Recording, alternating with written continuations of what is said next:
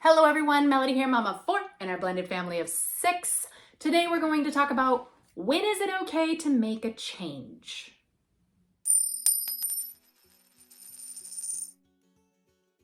If you are new here, before we go any further, please take a second to hit that like button, subscribe to our channel, and follow along as we talk about all things secular homeschooling and curriculum choices and all that fun stuff. We should be, about the time this video is coming out, it should be about halfway through the homeschool year if you're following along with the public school schedule-ish. And often this is the time when I feel that people have been using whatever curriculum they're using or following whatever routines that they're following, that they start to look at it and be like, what is this working? Is this not working? What do we need to do differently? What do we need to keep the same? And so I just wanted to make a really brief video here talking about why do we make changes in homeschool, and how is that a huge benefit as a homeschooler to be able to make a change whenever we want one. So I got a comment the other day, as a couple weeks ago, to be fair, actually a while ago.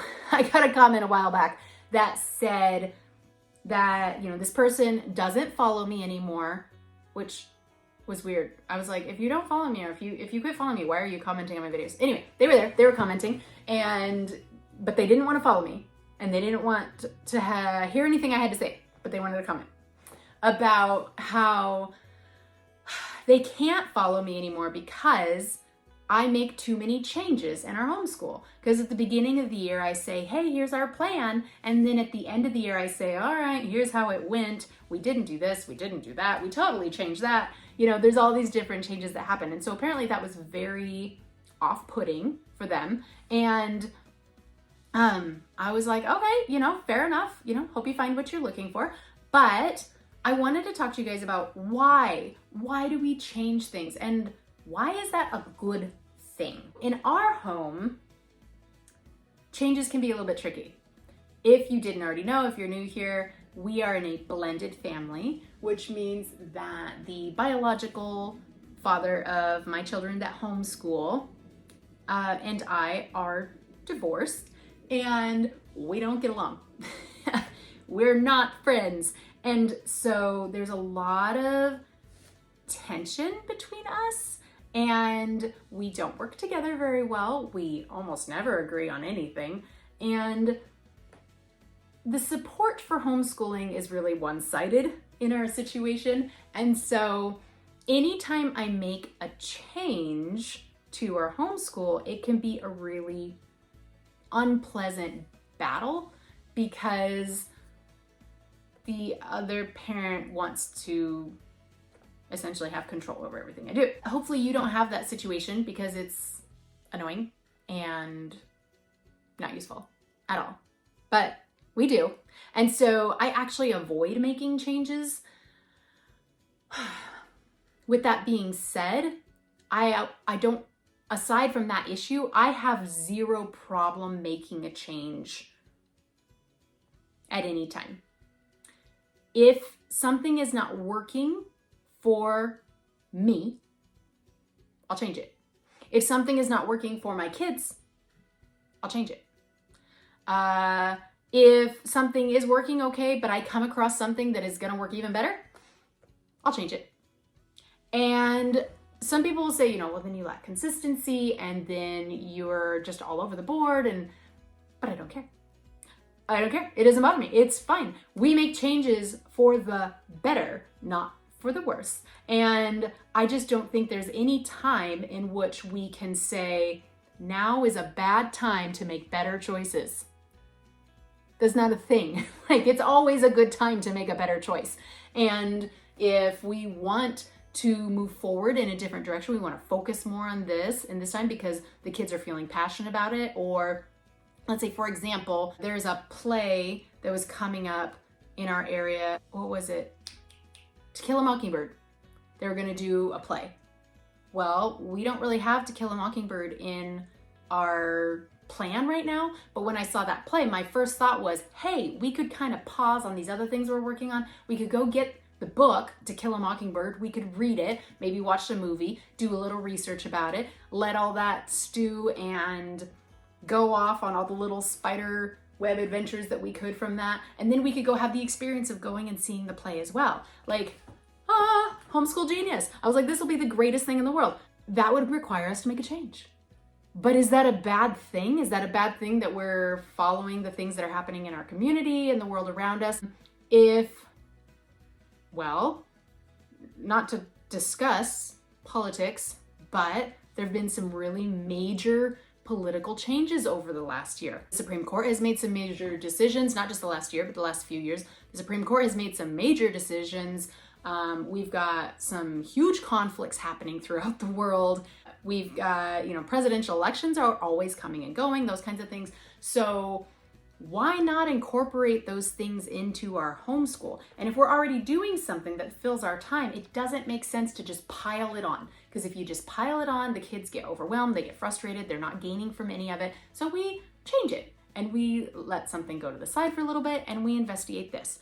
Or maybe your kid is just suddenly really interested in something. Let's say, for example, the prisoner is really into crocheting right now. All right. Well, maybe I had an art plan for her this year where we were going to explore painting, but she really wants to crochet. So should I tell her, no, you don't have the time to work on the crocheting because we needed to dedicate time to the painting activities we had? Or should I go with the flow and say, hey, we had this really great painting curriculum, but it wasn't a good fit for us right now because that's not where her head is at. So we're going to save that for another time and we're going to let her explore this craft that she's really interested in the moment. Because guess what? She's going to gain more from it because she's interested in it. So all good reasons to make changes. We can also make changes if we're doing a curriculum and if my kiddo's just not grasping it or they're really fighting it. Sometimes you have to push through. Sometimes we need to learn that, hey, this is hard, but I can do hard things and I can learn new ways to study and new ways to approach a topic, and I can learn how to review and take notes, and all very valuable skills. Absolutely. So it's not like, ooh, that's hard, dump it. Ooh, that's hard, dump it. No. But you know your kids by now. I know my kids pretty well. So when I see them struggling with something and I look at it and I'm like, this is not a really good fit for meeting their needs in this area at this time. But I found this, which will teach us the same material. Let's say math, for example. Let's say we start off with this math curriculum. They're hating it. They're struggling with it. They're not understanding it.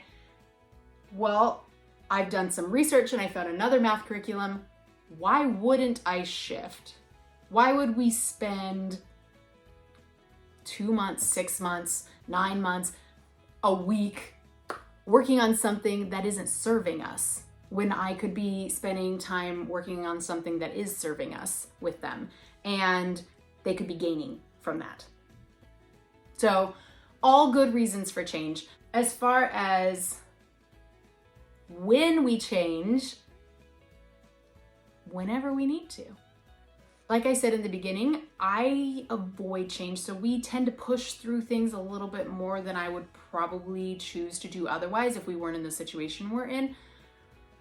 But I would encourage you to trust your instinct, trust your gut, trust your child. If something isn't working, it's okay to set it aside. It doesn't matter whether you started it a week ago. It doesn't matter whether you started it 6 months ago. It doesn't matter how long you've put into something. If it is at the point where it is no longer serving you or your child, let it go, bring in something different. Or let it go, take a break for a while, maybe come back to that when you're more mentally prepared for it.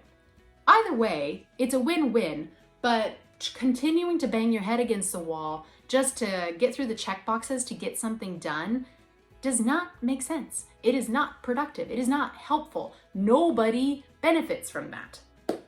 When do we make changes? When we need to. Why do we make changes? Because we need to, or because we want to. both acceptable answers. If you have any questions, if you have any input, if you have any thoughts on this whatsoever, please drop a comment. Let's discuss it. Otherwise, that is all I have for you today, and I will catch you next time.